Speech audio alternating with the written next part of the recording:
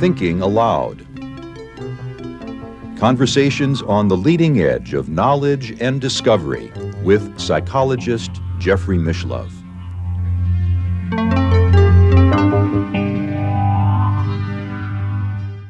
Hello and welcome. I'm Emmy Vadnais, co-host with Jeffrey Mishlove. Today we'll be discussing emergent phenomena with my guest, Daniel Ingram, who is the CEO of the Emergence Benefactors that support the Emergent Phenomenology Research Consortium. Daniel was an emergency medicine physician for 12 years, primarily at major trauma centers. He is author of Mastering the Core Teachings of the Buddha, an unusually hardcore Dharma book, and is co-author of The Fire Casina with Shannon Stein. Daniel is located near Huntsville, Alabama. Now I'll switch over to the internet video. Welcome, Daniel. It's such a joy to have you with us on New Thinking Aloud today. Delightful to be here. Thank you so much.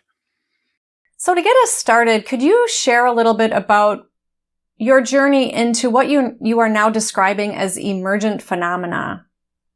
Sure. So when I was a really young kid, I could get into some very blissful and peaceful states. And I would do that by going downstairs and lying on my parents' down comforter and just breathing. I don't know where I learned that or why I stopped doing it. I stopped doing it somewhere around 4 years old, somewhere in there, 3.5 to 4. I remember the last time I did it actually, and then for some reason just stopped. I then started having lucid dreams and flying dreams around age 5. I know that by the house we lived in. And then in fourth grade, I was at a hippie Quaker school called Carolina Friends School in Durham, North Carolina.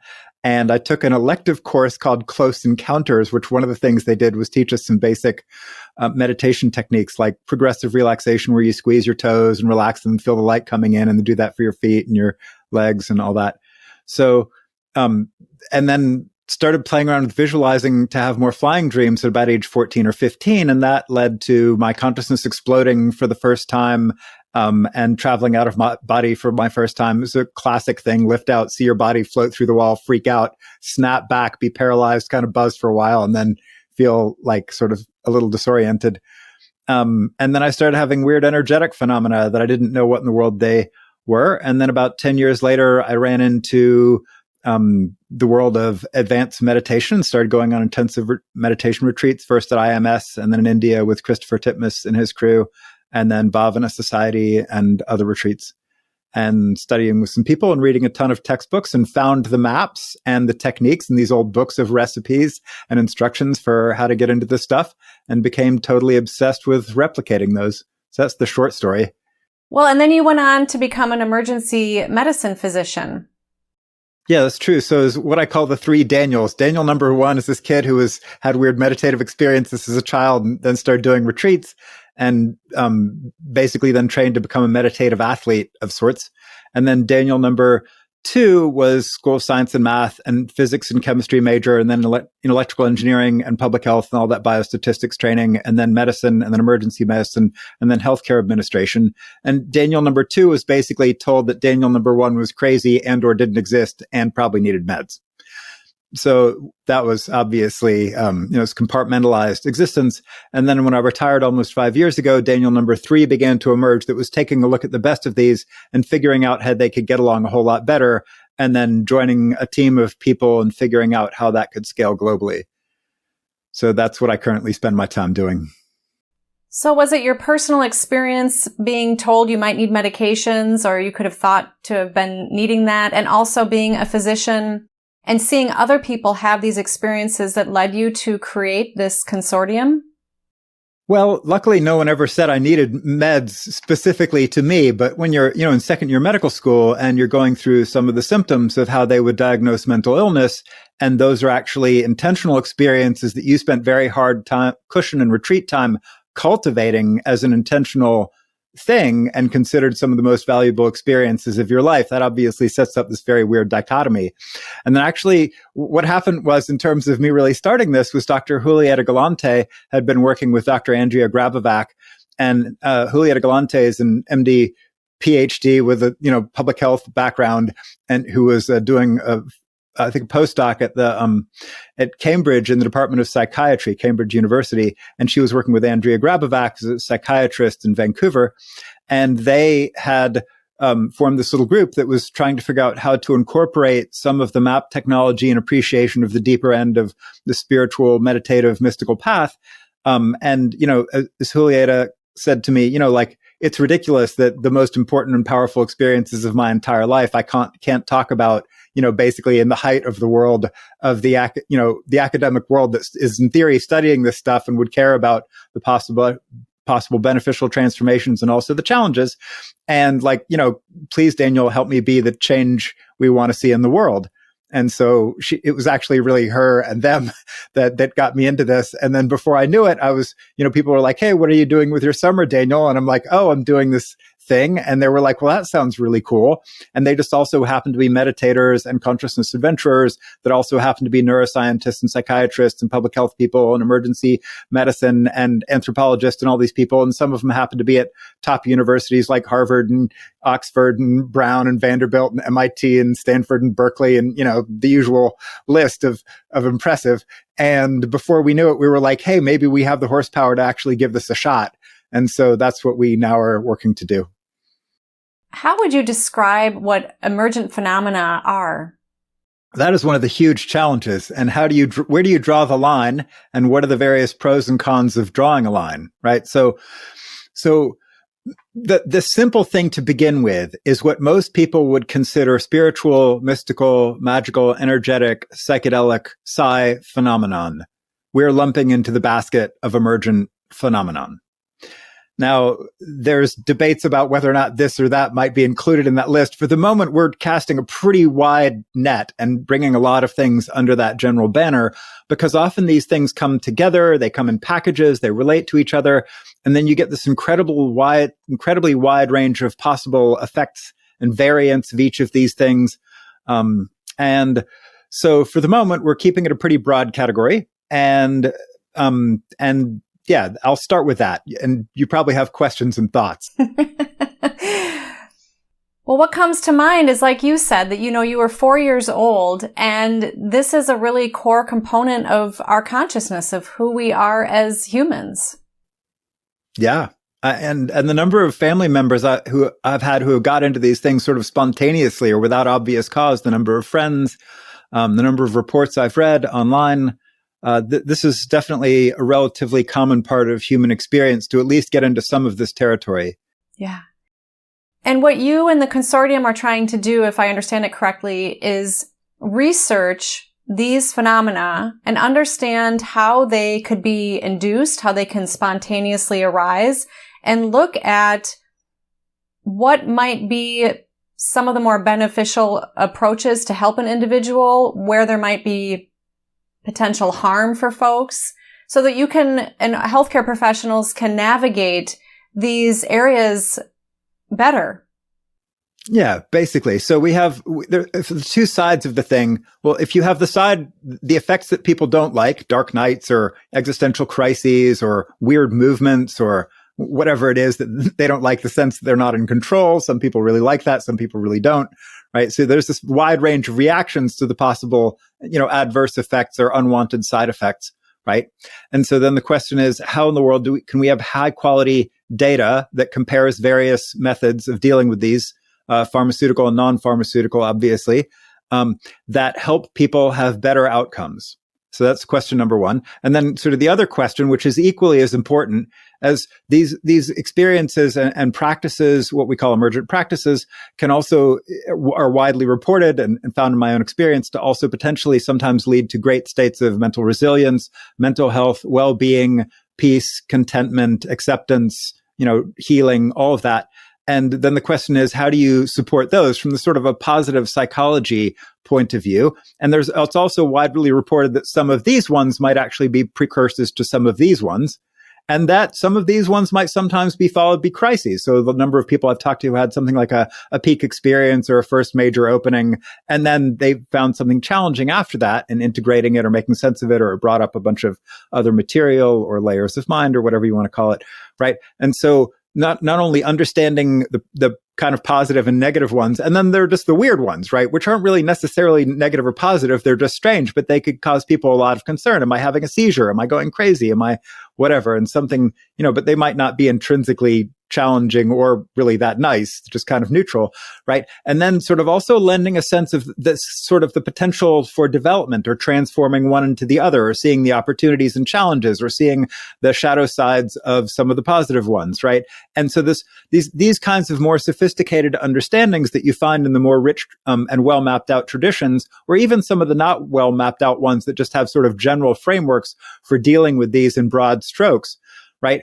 Most of the traditions have these kinds of concepts, and yet they're almost entirely missing from the mainstream clinical world, which is very weird considering the number of people that might get into this territory, and particularly given that meditation and psychedelics, which are two of the most common things that might get people into this sort of territory, are scaling so rapidly. But the clinical understanding of them, I can guarantee you, is not. If you look at the textbooks of emergency medicine, emergency psychiatry, the DSM, ICD-10, 11 billing codes, you're not going to find anything useful. Neurology, there's nothing useful in there pretty much at all. And some that might be harmful in that this is crazy, needs meds kind of way, right? Yeah, absolutely. And I think that spirituality is a term that gets bounced around in healthcare. And I like how your organization is recognizing a need for more neutral language, because there are personal biases that healthcare practitioners carry, and people can have those unconscious biases that impact their ability to really meet the needs of the people they're serving. Yeah, that's totally true. I mean, you know about clinical practice, right? So, and so to develop a therapeutic relationship with someone, if you're coming in with an ontological framework that's very different from theirs, for example, or a set of language or a set of biases, it can really impede the therapeutic relationship. And obviously establishing a therapeutic relationship is critical for healing, of all modalities. So, can you share a little bit more about how you came up with the term emergent phenomenology, and versus some other term, for example? Yeah, so we kicked around a lot of terms, and I think it was actually Dr. Katie Devaney that proposed this one, and it had been sort of used before, so I don't think it's original to her, but the idea is, okay, if you've got the transpersonal world already has the concepts of spiritual emergence and spiritual emergency, right? So the kind of the root word is already there. But the problem with the word spiritual is that for most of my clinical friends who may not have had much exposure to these kinds of experiences themselves in theory or practice might not know why your limbs flapping out of control might be spiritual, or seeing a bright light might necessarily be spiritual, or having your body, with a sense of dissolving or something might be spiritual, or perceiving tingles or energy might necessarily be spiritual. What does that have to do with spirit? Or what is a spirit? Or all that language might confuse them.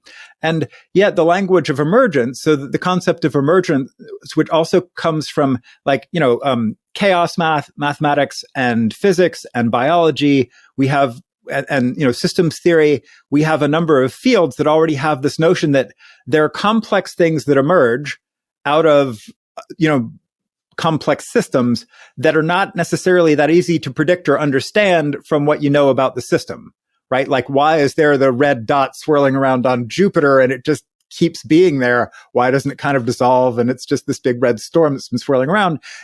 Based on the physics of, methane and whatever makes up, its atmosphere and, thermodynamics, you might not necessarily predict that, but there it is. And so we don't really know what these things are. They're clearly emerging out of a very complex system. And so we thought that the same kind of language of emergence and emergent phenomena that was already being used in other scientific endeavors really seems to apply here. And it's just a very clear neutral term that not only has that level of connection to branches of science and math that already exist, but ties back to like the transpersonal literature, just dropping a term that might be disorienting or confusing for some people, particularly those coming from more of a materialist bent on things, which obviously is some non-trivial number of scientists and clinicians. Well, the term emergent implies that something is emerging. What is emerging? Wow. And here's where we get into, obviously, so there's a number of ways to take on that question. The simple way is to take it on a phenomenological level and sort of a naturalistic approach, right? This is the less challenging of the various ways I could attempt to answer that question. And so we have a very naturalistic approach to emergent phenomena, very much in the same way that the naturalists wandered out into the jungle or the desert or the ocean, and they just kind of described what they saw there.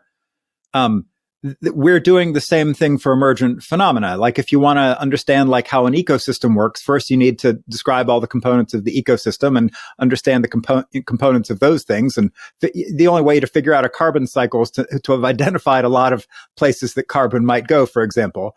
And so in the same kind of way, we're taking a very naturalistic approach to just what people describe, because the clinical approach is obviously very common with first-person methods, signs and symptoms, what people describe and what you can see and what you can measure. So, and luckily, because we have new neuroimaging technology, we can measure things.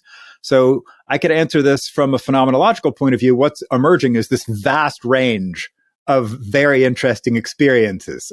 That is a huge topic. And we're going to have basically a phone book, I think, at the end of what we call the Phenomenology Project.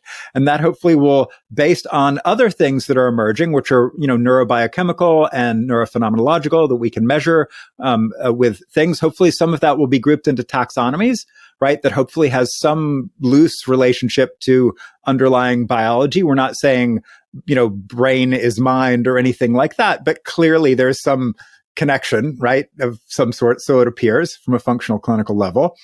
And so then what's emerging are hopefully categories of things that you can say, well, this is kind of like a peak experience or whatever we want to call it. This is a challenging experience. This is a movement thing. This is, who knows?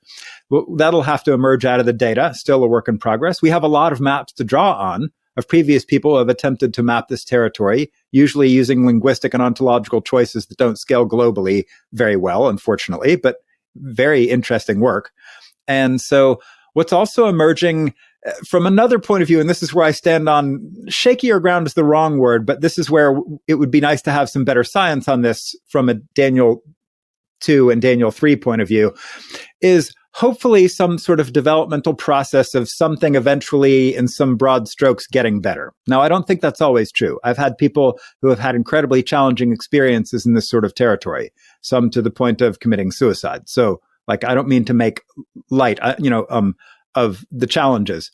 But the general idea is that if this can be properly supported and goes well, it's reported again and again across traditions that this could be beneficial from a public health, mental health, functional, pro-social health, physical health, et cetera, point of view. And so hopefully what's emerging is some increased appreciation of, sort of semi-timeless things, and or even that kind of a phrase can get you in trouble, right? Because each of the traditions has its idea of what might be emerging, salvation in some variety, for example. Right. Or a sense of oneness or peace, or like you say, a dark night of the soul that sure needs to be explored or wants to be, is beckoning one forward. Yep. In mainstream Western medicine, it primarily focuses on pathology. How do you see that this emergent phenomena and bringing more attention to it can assist in that regard? There's, again, a lot of answers to that question. I'll start with the simplest one and the easiest one. There are a number of conditions that, having seen them arise so repeatedly on, say, intensive meditation retreats in predictable patterns, I'm pretty sure are somehow related to meditative, attentional, spiritual, mystical, magical development. For example, TMJ pain and some trapezius rhomboid spasmy things arising in certain phases of meditation is relatively straightforward. Restless leg syndrome arising at certain places on the path, that's another one. I actually think a number of the things that are typically classified as bipolar are going to end up looking very like, we're going to say, well, there's kind of like, I get the sense we're going to kind of end up with a spectrum with some overlap, that there's like spiritual highs and lows, bipolar highs and lows, and maybe mixed things. I don't know what that's going to end up looking like, but something like that is my predictive guess, just based on my clinical experience with these things and personal meditative experience. I think the categories such as schizophrenia and schizotypal in particular are going to need some modification. right?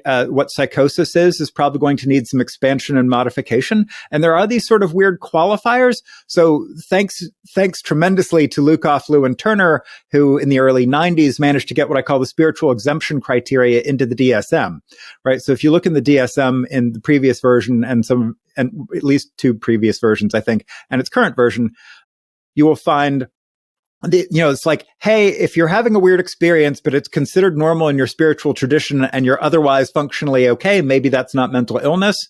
Few clinicians are actually very comfortable using those, but they exist. So there are these, but they have never been well qualified, quantified, defined, given clear training, guidelines, like, sort of like NORD, right? So in pediatrics, there's this book called NORD, and it's like the atlas of all the weird genetic, metabolic, et cetera, diseases that you almost never see. But when you see one, there's nothing so helpful as this book, right? And they're not that common, but they're in there, and you can go, they have this thing, and you can find, this thing, and it responds like this, and you give them D10 IV fluids, and you avoid this, and, whatever. And these are the common things you might see. So in that same kind of way, for what I call the spiritual exemption criteria, the NORD equivalent or the phone book was never written of all the interesting things that the traditions might consider normal. And the average clinician has no idea what in the world these might be, right? So, and even the average practitioner. So for example, I'm guessing, within the Catholic tradition, as just one of many fascinating examples, because it's a pretty mystical tradition in many ways,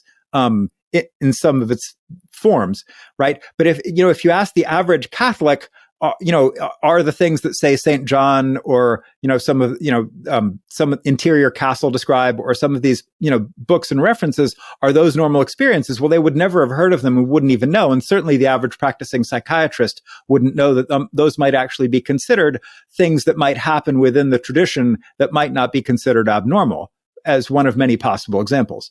And so that kind of technical, clinical, phenomenological knowledge that can actually help the DSM do what it says it's supposed to be doing, and actually help give exemptions and exceptions for the range of possible experiences that might be considered normal in the traditions, that's something that's never been done. And so that's one of the ways that we think pathological diagnoses and the whole world of nosology, as that's called, can be enhanced by what we're doing.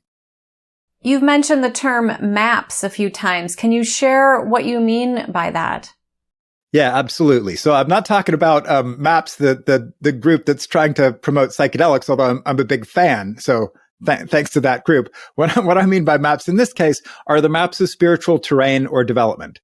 So nearly every spiritual tradition, even the ones that try to be non-mappy, like Zen, still have words like Kensho and Satori, or like the stages of insight in the Theravada, or the Bhumis in the Tibetan, or like the Sufi tradition has like Journey to the Lord of Power by Ibn Arabi, and the transpersonal traditions have the maps of the Grafs, for example, and Jack Kornfield, you can find a number of maps in A Path with Heart, and you can find maps of spiritual terrain in, like, as I mentioned earlier, St. John of the Cross's works. You can find maps all over the place. In the Western magical traditions, you can find maps of development and Kabbalah, however you want to pronounce it. Then you can find, the tree of life in these developmental maps. And then each of them have their like challenging aspects and, or sort of more broad than that, like Joseph Campbell and the Hero's Journey, for example, which seems to cut across a lot of these in a general sort of a way. Right. And then so these are kind of broad categories. And then you have some traditions that get super detailed about like some of the Taoist energetic maps, or some of the Chinese Qi related maps in particular, or some of the Vedantic maps, or some of the Tantric maps of territories, or there are all these different maps because people have noticed patterns, right? It's part of what the mind does. We notice patterns. And then if you look at enough of these maps, you can start to see patterns within these patterns. Right. And you can start to see that some of the maps can kind of look alike in some of their particulars, and might even suggest similar things or sometimes very different things for the same kind of territory, and give sometimes very similar and sometimes very different interpretations.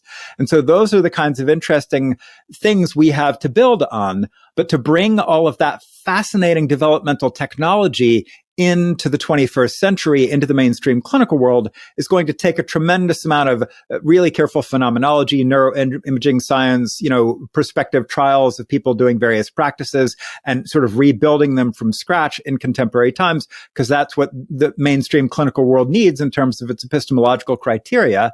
And we need to do that. And then once we do that, we need to figure out how to language it in a way that scales. The sort of the questions I'm constantly thinking about are what works as well in Riyadh, as Rome, as Reno, as, rural Alabama, where I currently sit talking to you. And that's a real koan, because, I have an appreciative envy of things like the world of biological taxonomy or of engineering, chemistry, mathematics, where there's a really globally, nearly everybody's using a plus symbol the same way. Xenon is just xenon, and that's what people call it, with maybe some subtle linguistic variants. The chemical symbols are all the same, right? So they really did a great job. And, even in the world of taxonomy, which is not a closed system, right? It's an expansile thing where you can add new species as you find them and reclassify things and that kind of world. I think we need something like that for the world of this stuff in language that scales. Moving toward uniform or universal terminology. Yeah, to the degree that we can have that. And then the big stumbling block to that is that most terminology currently has some sort of notion of ontology built into it, right? And as soon as you get into ontologies, what this means, right? You experience a feeling of, boundless connection and love. And then the traditions all want to add their thing on that. Is that suddenly Christ consciousness? Is that being touched by the Spirit? Is that Buddha nature? Is that, pick your favorite thing, you could call that, right? And then suddenly the religious traditions get very particular. But if you can stay out of the question of ontology, we have this notion that there's going to be what I'll call a rough clinical perennialism. Because if you see a bright white light in your spiritual practice, there's really only one pathway that can be, right? From a neurobiological point of view. And, if you look at the maps of traditions, that tends to occur at semi-specific stages of development of concentration or contemplation or peak experiences or something, right? And you see a lot of kind of semi-convergence on some of those things, those designations map-wise. And so we think what will emerge if we have enough good data and can look at it cleanly and neutrally enough is that there will be this sort of rough clinical perennialism that will scale in the same way that appendicitis care scales or migraine care scales. And we think something of this will be able to scale. What is the pathway that the light comes in through that you're referring to? Well, I'm still talking about specifically the phenomena of seeing a bright white light, for example. So light, again, even just me using that word, right? So the word light in a spiritual context could mean illumination. It could mean insight. It could mean something of the divine. It could mean something of cosmic awareness or consciousness. Or I could just be talking about seeing a bright white color, right? And if you're seeing a bright white color, then one way or another, the optical system is going to be involved, something of the retina, something of the occipital lobe, something of some of the, the optic chiasm and the pathways. Somewhere in that system, something's going to be going on, right? Yeah, you're a physician, so you understand the occipital lobe, and not all of our listeners do. Yeah. Sure. And so, right, exactly. And so, but even just using the word, right, there's a lot of different ways that people could have interpreted that. And that's the kind of clarification we need. So we have precise terms and we have a sense of what we're actually talking about, at least to the degree that we can. I had an interesting experience. Several times I worked as an integrative medicine practitioner at a major hospital in Minneapolis, and we provided energy healing, which I know is also, there's different terminology for energy healing. And I would find out the person's belief, or if they had a particular religious or spiritual background before I would work with them, or I'd simply ask them. And for those who were Catholic, they would consider that the light that I was assisting them with was the Holy Spirit. And for those who were maybe didn't have any particular belief, would just looked at it as energy from the universe. Yeah, and so what we hope, given that we're not going to change the world's beliefs and religions, as very as exactly as you were just demonstrating, we think that good clinical care involves the ability to meet patients where they are, work with their ontological frames and their conceptual overlay and their interpretations of reality in exactly that kind of skillful way, right? And unfortunately, I think most of the projects that have attempted to do this before didn't really adopt that kind of clinical, what I'll call ontological neutrality or agnosticism that gives a lot of space. And because of that, these solutions didn't scale, right? And so we're very driven by the concepts of medical ethics. First of autonomy, which involves informed consent, which involves high quality data on risk, benefits, and alternatives of whatever you're doing, right? And then doing good, avoiding harm. But the last one, justice and equity, right? Which is what scales. How do you scale this and get this to people everywhere? For that one, I think that the only pathway we see forward, and maybe there's one we don't see, but involves that kind of clinical sensibility of help working with people's interpretive frameworks and cultures and traditions. And we think that's also going to help this not just be another colonial top-down, a bunch of people in some, powerful country telling people in the rest of the world how it's going to be and how reality is. Right. So we hope this doesn't become one of those projects. And instead, we have a lot of, one of our projects is the anthropology project that will help us figure out how to meet the needs and work with the frameworks of a whole lot of different groups and players across various systems and levels and layers. Mm-hmm. As a physician, can you share a story of how you saw an individual who would have been served better had the practitioners been more educated and aware about emergent phenomena? Yeah. So I hung out a shingle somewhere in the late 90s that said, if you're having weird spiritual experiences, I will talk with you about those and won't even take a donation for it. And when you do that, you get to hear thousands of, and keep it out for 25 years or however long it's been, you get to hear thousands of stories of people's adventures in this kind of territory, right? And we all learned from each other and they helped teach me and I provided my opinion, hopefully it was helpful sometimes at least.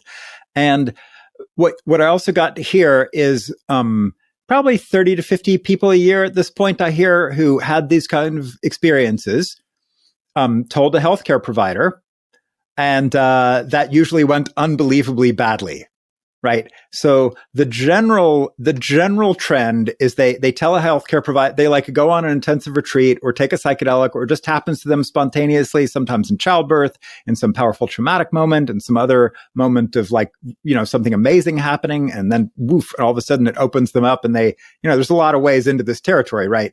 And then they're not prepared for that or ready for that, or they're concerned by that, or they're fine with it, but a family member who they tell is super concerned about it. Right. So it's not always them. And then somehow the mental health care system gets involved. And the typical thing is to be told you're bipolar or psychotic or, schizotypal and or broken for life and or will need meds for life, put on antipsychotics, antidepressants, seizure medications, to try to control as mood stabilizers, lithium. And so that's the sort of general trend I see. And obviously, healthcare providers generally, I hope, did not go into this to be ignorant and harmful. But unfortunately, in this particular case, they are. And so for them to meet their aspirations to be healers and to be highly knowledgeable and very skilled in understanding what's going on, I think it's imperative that the EPRC and its allies do the work we're all doing, the work you're doing, et cetera, to try to raise awareness of these issues and help everybody who aspires to do better to do better. Well, the education in academia seems to continue to echo itself, and it sounds like and that's why we're doing what we're doing on New Thinking Aloud, is helping to interrupt the awareness and the education of these experiences and phenomena. Yeah, and the world of academia, it definitely has this sort of echo chamber thing, and it's going to be part of the solution, right? Because if it's incredibly sophisticated, analytical and conceptual research, et cetera, historical capabilities, right? No question. It also, just like science, has that sort of echo chambery scientism, materialist, shut down, closed-minded thing going on. It's been pointed out a number of times. But weirdly enough, we actually think we're going to get some of our greatest traction with the MBAs and the legal system and people like that. Because having worked in healthcare administration, I can tell you that all kinds of strange and unusual things can happen if it will improve quality metrics. And if it will get people their holiday bonuses. the people running the show, right? Oh, we got patients off beds faster. We saved money on, pharmaceuticals, so we didn't have to medicate so many people. We kept people, we didn't, tie up, precious psych beds that needed to be. We didn't cause bottlenecks in the ER. We didn't, clog up the whatever clinics. We didn't, order a whole lot of MRIs and CAT scans that we didn't need to order. We didn't, get sued by someone whose rights we took away, who was really pissed off about that. These are the kinds of critical, I think, leverage points that people have totally left out. Like, you never hear those mentioned in these conversations. And I can guarantee you the academics are not going to change the system. The MBAs and the legal climate changing will. And so it's actually, we're very focused on outcomes and wellness. And can you actually demonstrate that you're really helping people and improving patient satisfaction scores or clinicians' ratings or whatever it is?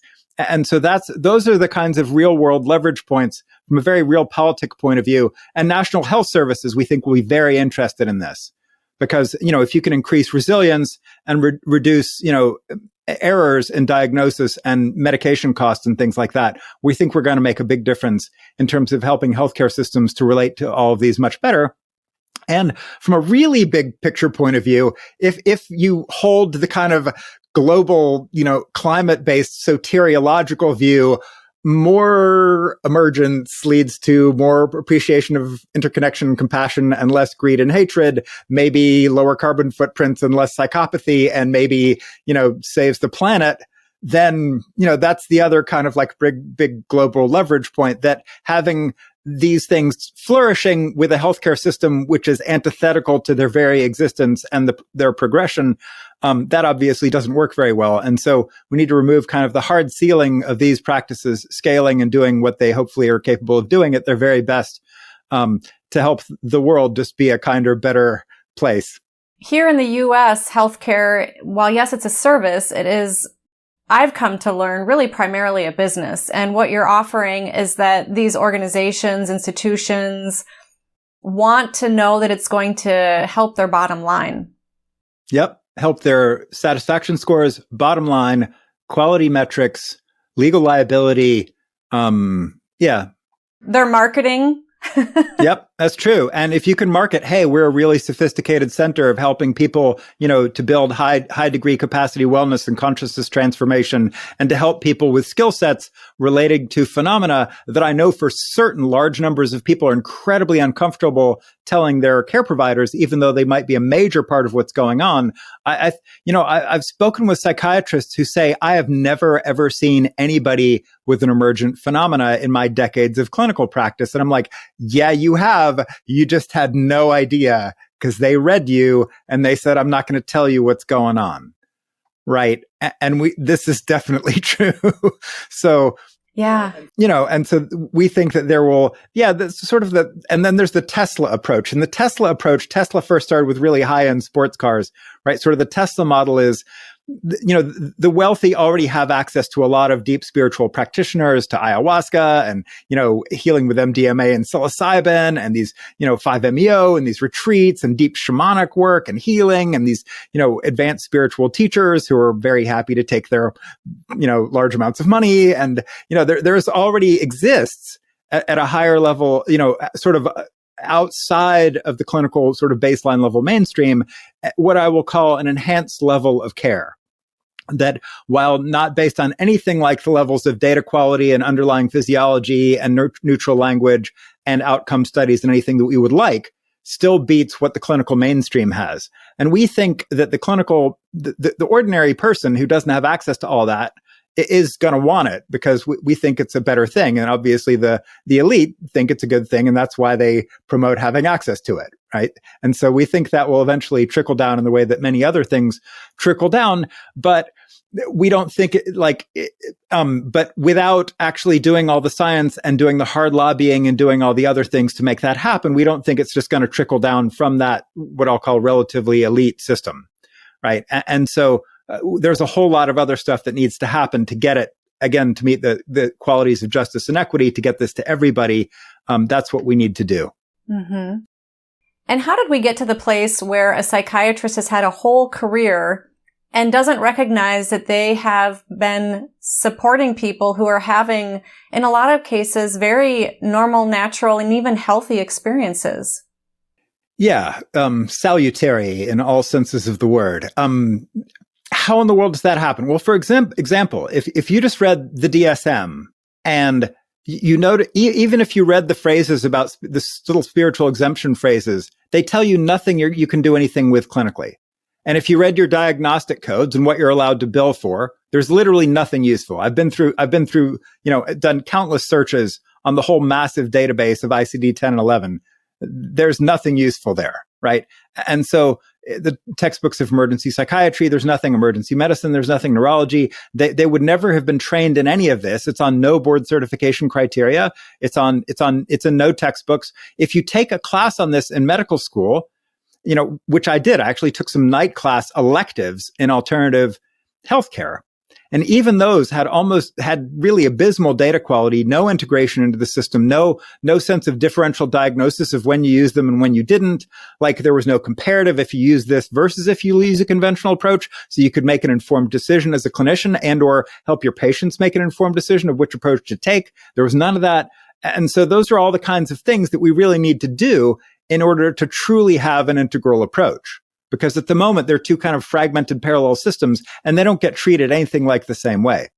And so even if you're a really kind, thoughtful, intelligent person going into healthcare wanting to know things and help people, the system as it currently stands is not designed to help you recognize any of this. And as you go from like your early clinical years to being in residency and then later on, the eye can't see what the brain doesn't know. And so like, if you haven't been taught this, it's very hard to understand, oh, wait a second, their thyroid's a little bit big. Check that out. Like where you might not have noticed it, but now, I wonder if I should check maybe that's why they're, and so these kinds of things, where as you have something that has helped prime you to see patterns that you otherwise might not see. And those patterns can be super useful, as countless books on this stuff have demonstrated. My question was, how do we have a psychiatrist who has a whole career who is not recognizing when someone is having what might be considered, if we could say, normal mystical experiences, or what you're terming as emergent phenomena? How did we get to this place where it is so pathologized? Wow, the history of that is actually fascinating. And I'm going to first refer you to a book by Brian Spittle. So you can look on Aeon Books, AEON Books, and look up Brian Spittle's and his recent book about psychosis and psychospiritual considerations. It's a brilliant book on the subject, and I highly recommend it. And it actually walks through the history of all of the criteria for psychosis, for example, and how we got them and what is the long history going back into the 1800s. So you should just interview him and he can tell the story, right? Because he'll do it vastly better than me. He's got a PhD in this, right? This is his PhD thesis. So I'm just going to leave that to him. But I can give you a kind of a thumbnail sketch of some key milestones. So the first thing is going back to the axial age. All of these debates were alive then. Materialism, monism, dual aspect monism, non-duality, divine consciousness. These are at least 25 to 2,800-year-old debates, and probably much older than that. So there's nothing new about these kind of traditions warring with each other, or it's all gods, or it's all, or one god, or no gods, or there's nothing new about any of this. Or we are the gods. Whatever, yeah. So we're God, yeah, exactly. So there's nothing new about that. But some critical developments that did happen that really skewed things towards the materialist side of things were, one, Galileo, which is this notion that science is about what we can measure. And that was an important thing, right? It's not that it didn't have its points, but it's a limiting view. And actually, the cool thing is now with some neuroimaging, we can start to kind of measure stuff we couldn't before about experience. So that's kind of fun. But, for a long time, for, hundreds and hundreds of years. And then obviously the unreasonable success of things like mathematics, of Newton, of the notion of the clockwork universe, of, there were a lot of things that really promoted this materialist view of the, extraordinarily successes of biochemistry, of pharmacology, of physiology and understanding, detailed anatomy, like the number of amazing transformations that were just absolutely revolutionary and life-saving and, that came out of materialist views and looking at reality through that lens are staggering, right? So that, right? And then you have Freud, who, while he was into things like dreams, was super not into religion and spirituality. And, basically said that's all neurotic or psychotic. Yeah, you might have cool dreams that might influence you, but no, this, right? And then you've got, I'll just pick out a few other really important ones, B.F. Skinner, right? And the behavioralists that basically said, you're just operant conditioning of carrots and sticks, and you're basically a walking automaton that believes it's consciousness and you're conscious, and your experience itself is actually an illusion.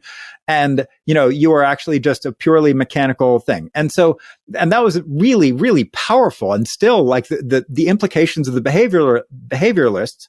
And then we have like the constructionists, like which did this sort of interesting thing. It was almost like kind of like mind only, but then the like totally nihilistic version of that, right? Where like, you are creating your reality, but it's all utterly arbitrary and just purely cultural conditioned, and none of it is really meaningful. It's just the arbitrary nature of the sign. And then the logical positivists were a little bit before them. And so you get like, there were a lot of various movements, all of which make interesting points. And it's not like it's not like they didn't make some important and interesting points. Each of them have their individual truths and uses.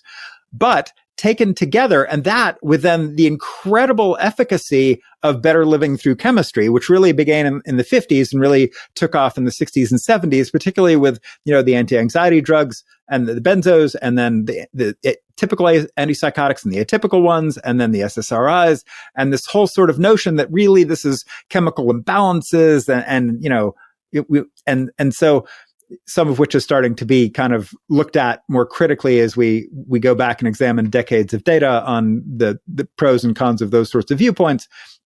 Now, but that's a part of how we got here, and the influence of these on the DSM was striking. So particularly if you look at the DSM-1 and 2 versus the DSM-3, 4, 5, right? There's this real transition away from like psychodynamics and psychotherapy and sort of interior explanations, way more to just diagnoses that lead to management, that lead to meds.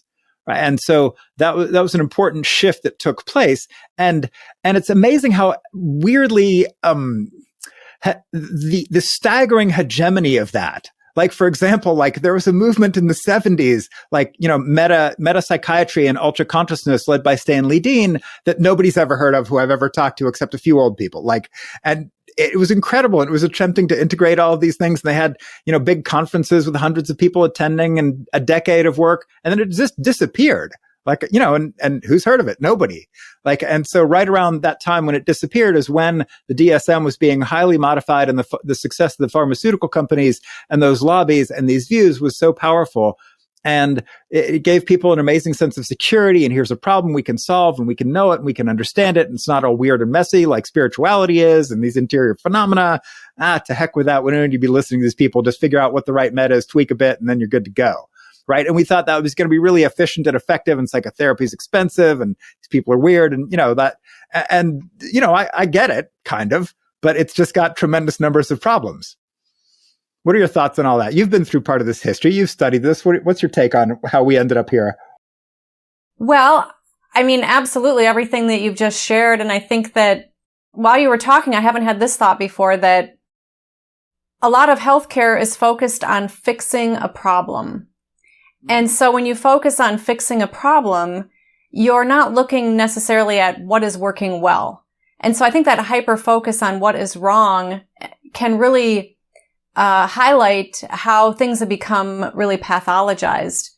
For example, myself as an occupational therapist, a person isn't going to come on my caseload if they're functioning well in our current medical model, although I'd love to see that happen, because we know the science has shown that prevention and wellness is real, and that we can prevent, I think the last stat I saw was 80% of chronic conditions.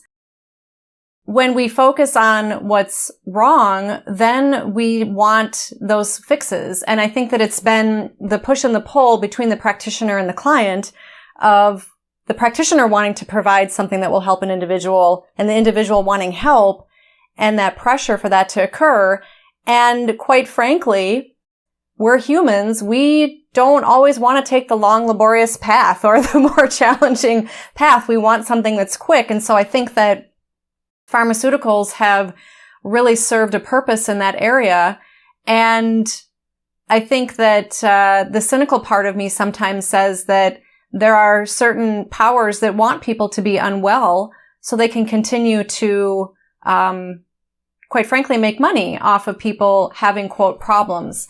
I don't know if that's necessarily true, but I think that there's some elements that might be at play that continue to have people being pathologized for some of these experiences.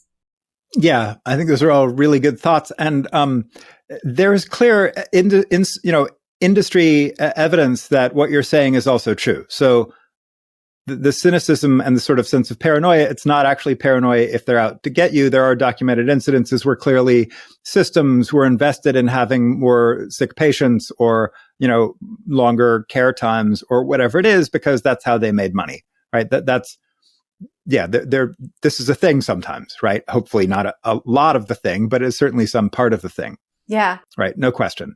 And business models that involve, now someone's messed up and we can continue to sell them some product over a long time. And now we have a captive audience and customer.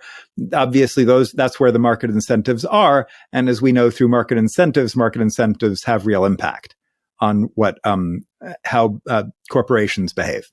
Not that, the pharmaceutical industry, for example, not to call them out, hasn't done some incredibly amazing things. I mean, the number of lives I saved because of the unbelievable products of the pharmaceutical industry is nearly all of them. How many lives did I save that didn't involve something impressive about pharmacology? None. Right? All of the lives I saved had something to do with super cool medicines, right? So that's true. But the other side is also true. And so I have a weird mix of profound and amazed gratitude and yet cynicism about those industries, both equally living in me at the same time. And I think those are reasonable responses. The system is currently set up to make money off of sick people, not off of well people. Well, and when you say the system, the US is almost unique in that kind of weird way, right? Because a lot of other countries have nationalized healthcare systems where they have a different incentive structure. They're incentivized to keep people out of their system and not give them, expensive things. We actually think this is one of the real use cases, right? Because I at least noticed in my own life the amount of mental sort of mind, brain, whatever resilience that came out of the deep practices that I did was astounding. And so I'm incredibly grateful for what they allowed me in terms of increased resilience. And the other thing is when you mentioned that when people are well, they don't necessarily seek out and reach out and do things, it kind of depends on what you mean well.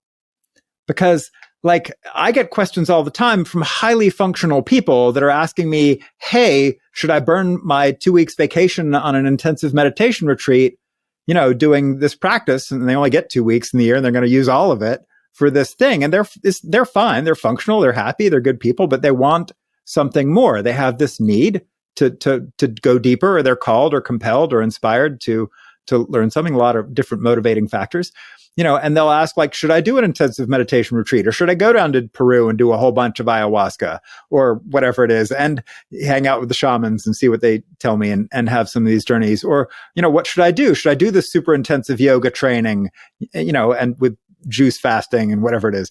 And what I would really like as someone who sometimes tries to answer these questions is really high quality comparative data. Yeah. For people, because I don't I can give my sort of best guesses based on expert opinion of a skewed case set, filtered through my own kind of fusion orthodoxy based on whatever, books and stuff I've read, but it's nothing like what we would really like, which is high quality comparative trials, sense of predisposing factors, who are the best candidates for these things, what are the risks, what could go wrong, what could go very right, how do you choose between them?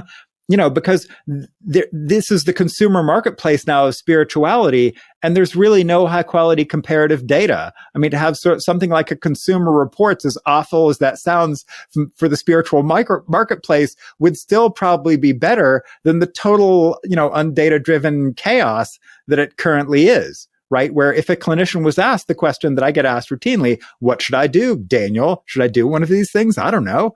like I can give my opinion, but it's just that. And I would love to base that on much better data. And I would dream of a world in which you could go to your doctor and say, hey, I'm thinking of doing a super intensive retreat versus doing a bunch of psychedelics versus doing whatever. And they could say something that is beyond just the current really unbelievably bad dogma that you would find in the text and really poor evidence quality. Because that's that kind of positive psychology and resilience and spiritual deepening that we also think it makes sense in some kind of way to have your healthcare provider as some part of this, as awful as that sounds. But the consequences of not having that are often really bad. Yeah. Well, I meant as far as people who are well and that they are not in the clinical criteria of needing to yet enter into the mainstream medical system. And yes, I meant here in the U.S. Thank you for correcting me on that or clarifying that, where insurance would be able to provide their care. And so you're right. People are seeking out independent practitioners. It's a billion-dollar industry. Like you mentioned, the holistic integrative health and spiritual practitioners. Many people are seeking that. And that's why it's wonderful to have you on as a guest. And for you being, having worked as an emergency medical physician and also all the travels you've been in now, can you share a story about, a story that you feel can really sort of exemplifies this emergent phenomena or something that really has been propelling you forward and why you feel it's so important to get this good quality data? Well, if you're looking for a really interesting story, I'll tell you the most interesting NDE story I've got. And this is actually before I was a clinician. So I had gotten back from India where I did some volunteer service and a bunch of meditation. And I came back and I was sort of thinking about going back to grad school. And so I started doing some things that might sort of lead in that kind of direction. It was like public health school versus MD. I ended up with both, as you can see my letters, but that was kind of the debate at the time. And I ended up doing some survey collection in the Durham VA. And there was a old guy there. And he said, after I had helped him with a survey about his nursing care, he said, why are you doing survey work? And I said, I'm thinking about going back to medical school or grad school or public health school, something. And he said, well, you might be interested in my story. And I said, sure. What you got? And he said, well, I'm a very rare thing. I'm something called a flatliner. And I'm one of only a few people who have ever been documented to have this condition. And I have had my heart stop for 4, 5, 6 minutes at a time since I was a kid. And I would die and fall to the ground. And every time I would have an NDE, I would have a near-death experience.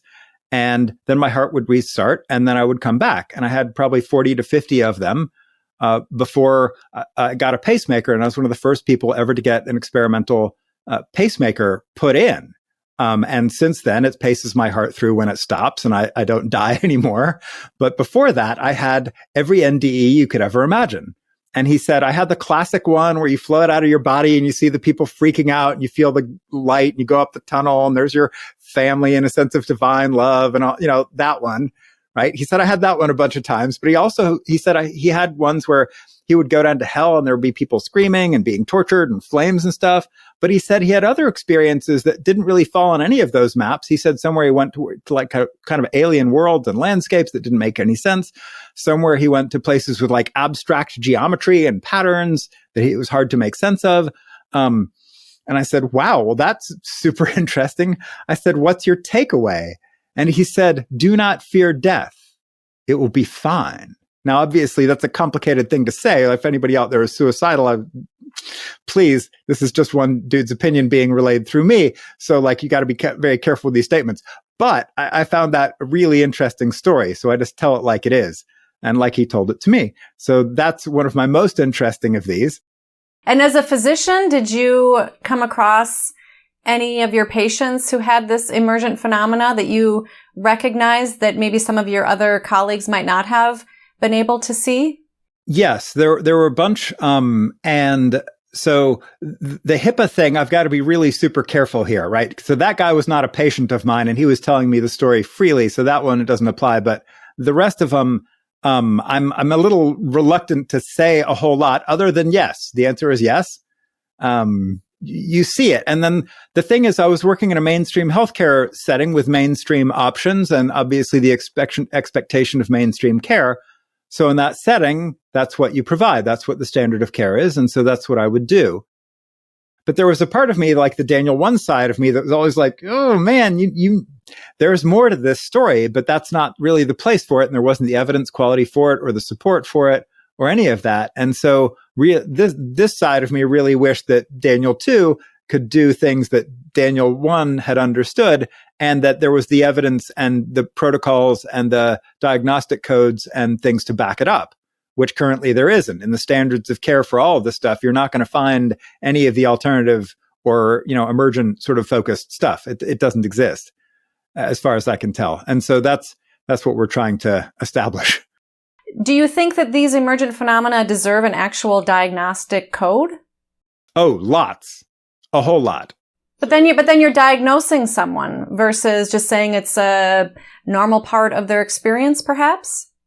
Well, so here's a complicated thing. So, for example, childbirth is a normal part of experience. It's something you diagnose all the time. This is a pregnant mom who gave birth to a baby. That's just what happens. What's more natural than that? Right. What's more natural than that? But yet that's something you could diagnose and or bill for. I don't mean the billing part, but like that's a thing. And so, do you see what I'm saying? So, right, in healthcare, it's how the system operates, is what you're saying. Right. That's just the system. And to be able to have options, because at the moment, like, you don't have any options that aren't basically broken for life and or really crazy and or really pathologizing. Whereas like childbirth is just something we do. That's how we're all here. And so the system has within it those kinds of concepts. We just need to play to that side of it. And also some of the stuff can be really pathological in the functional sense. I don't mean to because people are like, this is awful. And this is really messing up my life. And I need help with this. So they themselves may self-identify as this being a real problem. And functionally, my definition of mental health is almost entirely functional.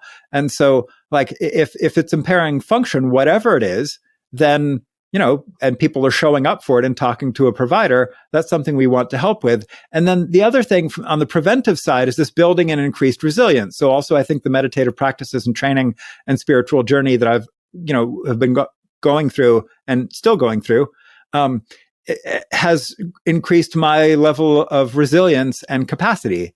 And so it's also hard to imagine that people wouldn't be interested in that in that sort of way, and that there wouldn't be some, I hate to say it, market for that, God help us all, but you know what I mean. That people are interested in it. Yeah. Right. I mean, how do you be more functional? How do you be more resilient? How do you be more capable? How do you able to roll with the stressors of life? So for example, if you go into medical school, it basically doubles your risk of alcohol and drug addiction. Maybe we work to solve something of that with providing other skill sets, like the ability to suddenly tune into large amounts of bliss and to calm down and to rejigger your energetic system would seem like reasonable alternatives to liver rounds, for example, as you might call them. And so there should be a real straightforward identified need for some of this technology. And in fact, my most recent review of the textbook, Rosen's textbook of emergency medicine, actually mentioned that you might do some meditative training and mindfulness to help cope with the stressors of an emergency medicine career, for example. So I was really heartened to see that. But there was also no mention in Rosen's textbook of all the wild and possibly very strange and easily misdiagnosed effects that mindfulness has been it came out of these traditions and books, and it can lead to some pretty interesting things.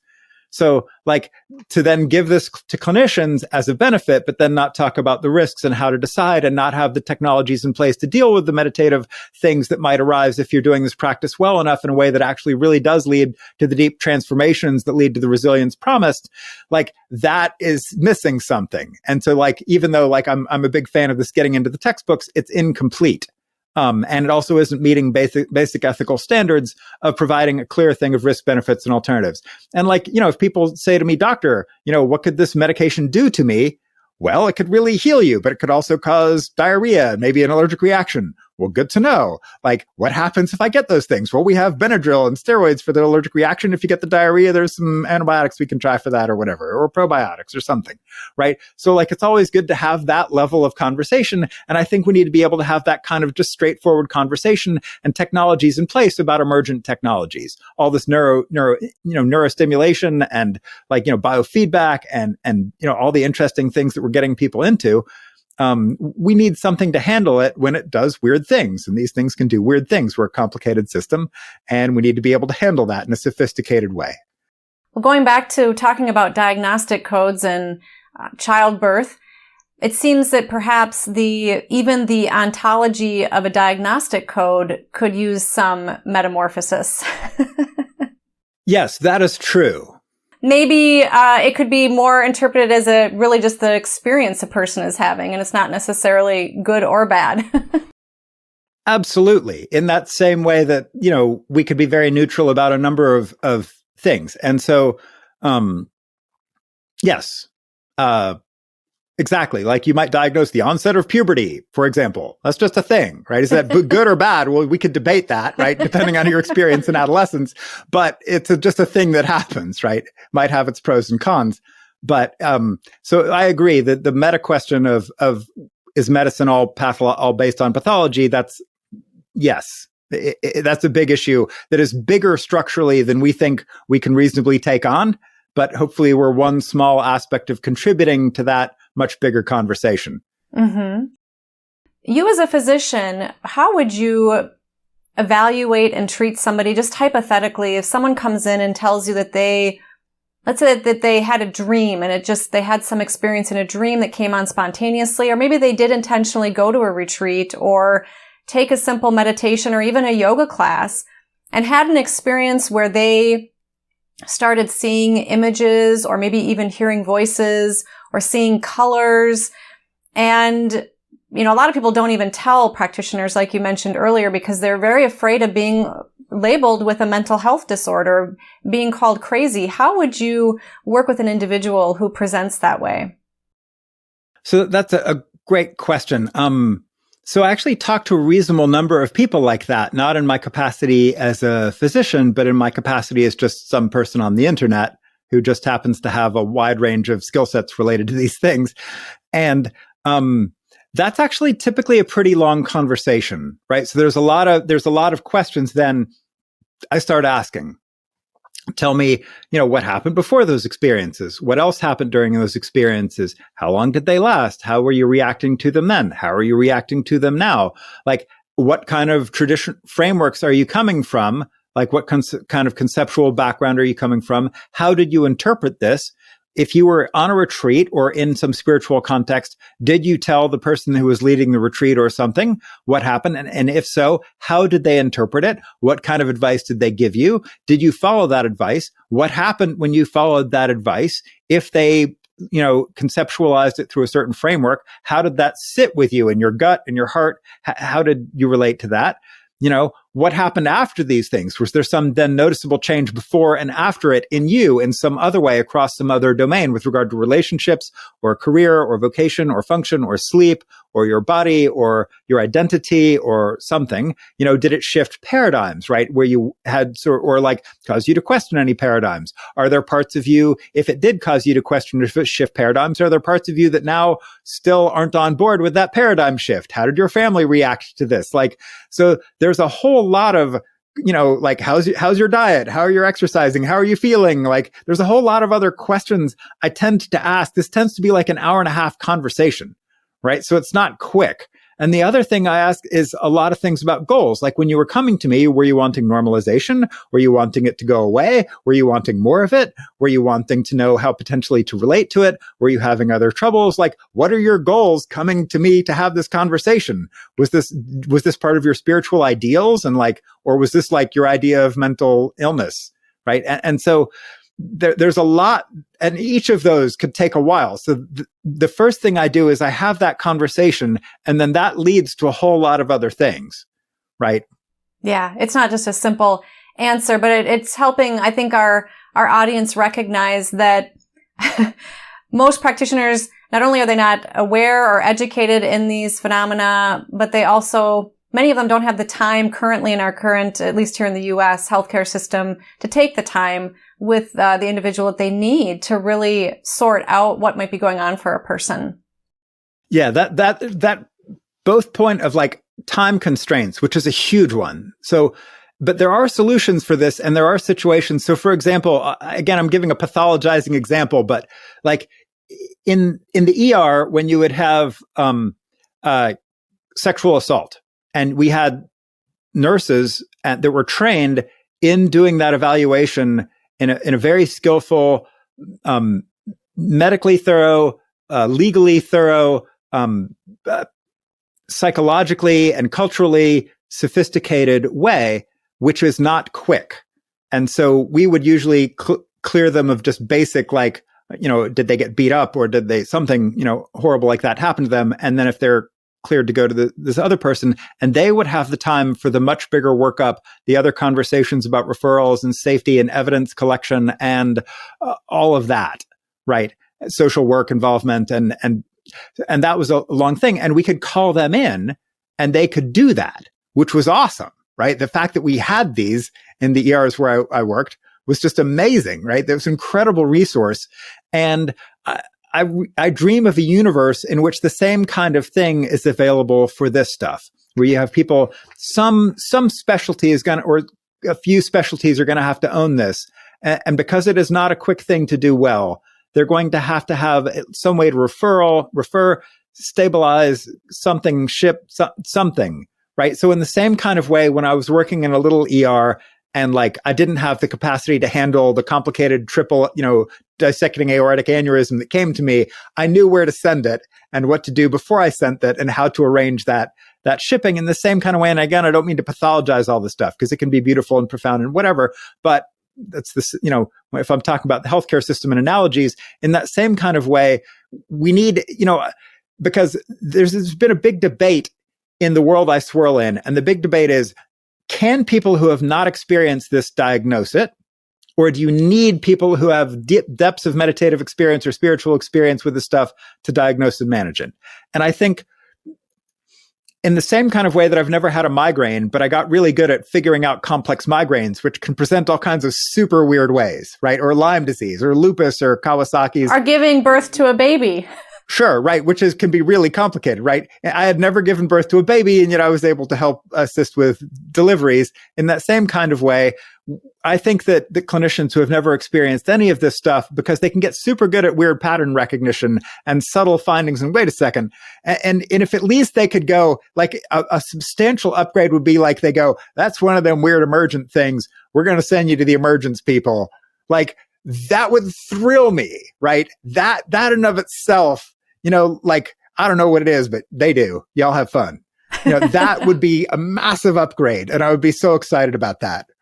At the same time, psychic functioning and intuitive abilities are really a natural birthright for most of us. And in our healthcare system, since we're primarily talking about healthcare here today, there is a way that we can help people tap into their abilities to help them in their lives. Yes, no doubt. And so again, that's that. So we have, like, through the EPRC, the Emergent Phenomenology Research Consortium, this organization we founded to do all this research and all the promotion and, all the linguistics and all the stuff we need to accomplish this project. That's sort of built in what we call the practice project. And so the practice project is for the positive abilities, the sense of tuning in, the ability to enhance one's experience of life or validate things that can be very skillful or useful, right? That's that side of it. So if we have the pathology side, diagnosis project and management project, and then the practice project, and the practice project is for all of these things, figuring out how people can draw on their natural capacities for healing, resilience, wisdom, intuition, and deeper and more complicated abilities and experiences, which could be a whole podcast. Maybe we can explore that in another episode. Yeah. You have also written a whole book on Buddhist meditation practices. As a physician and one who's deep into this, what can you say about the benefits of meditation? Of course, there might also be challenges with them. And also, I recognize this could be a whole other conversation, and hopefully you and I can have another conversation about this as well. But if you can just highlight some areas for us here today. Thank you for mentioning that could be a huge topic. So what I'm going to say is incredibly summary and might sound very trite. So, but some really basic things, like in medical school, the fact that I could, when I needed a break or a pause or refreshing, because I had learned how to get into states that in the tradition I come from, they call jhanas, I could just close my eyes, drop down into states of stillness, peace, bliss, tranquility in seconds. And that was a cool skill that I learned that I was looking at my colleagues and they just hadn't trained in that particular skill, but lots of them could do it. If they figured out how to tune the mind that way. And maybe some of them could naturally. I don't know. A few of us could. There was a few of us that found each other in medical school that had some of these capabilities and some of this training. But, and they didn't have that as an option, right? I was like, whew, man, like this is stressful and you can't just de-stress. I mean, from a mental health point of view, it's a superpower, right? I mean, one of the reasons, when I got to be part of a study that I helped incubate and make happen up at Harvard through McLean Hospital, and now it's being taken over to MGH. But McLean Hospital is one of the number one psychiatric research hospitals in the world, and they were interested in studying this ability to go from an ordinary state of mind to a vastly better state of mind, and to be able to hold the mind there. And if you have people have like anxiety and depression, and whatever other complicated things they have going on, rumination, etc., if you have that ability, that's a mental health superpower. And if you don't, oh my God, it's hard to imagine even living without it now. But for the first, half of my life, except when I was really young, I didn't. And so, and this is better, right? So it's a very simple thing. And this is the second training of Buddhism. If we're talking, sort of a classical Buddhism framework. First training is, skillful body, speech, and mind. And then the second training is depths of meditative peace, calm, stillness, etc. And then the third training, wisdom, right? And so even just this little teaser to the second training, not even getting into the wisdom stuff, like that was just such an advantage. And those of us who could do it just had a much easier time getting through what was a very stressful, challenging, bit of training and career. And it was just really helped my ability to just, I need a reset here. Good. For example. Well, that's incredible. I think many people would love to have that ability. Yeah. So that's a simple one as they go. Daniel, I've thoroughly enjoyed talking with you. I deeply admire the work that you and your colleagues are doing, and I can say that we are allies of yours here at New Thinking Aloud. Is there anything else you would like to share today about emergent phenomena? Sure.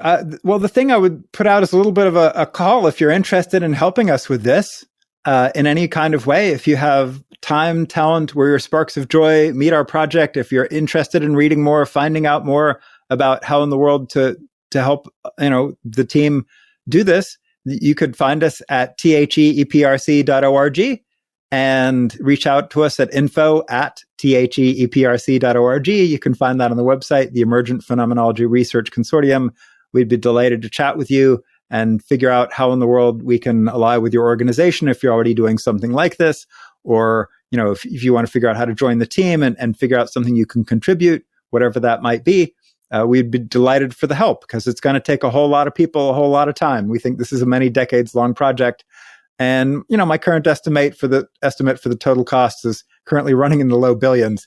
So, if you've got some resources, you can help us out, whatever skill sets and or capacities, that'd be delightful. Thank you. Daniel, this has been a great joy. Thank you so much for being with me today, and I look forward to more conversations with you. All right. It's been really fun. Thank you. Bye. And for those of you listening or watching, thank you for being with us.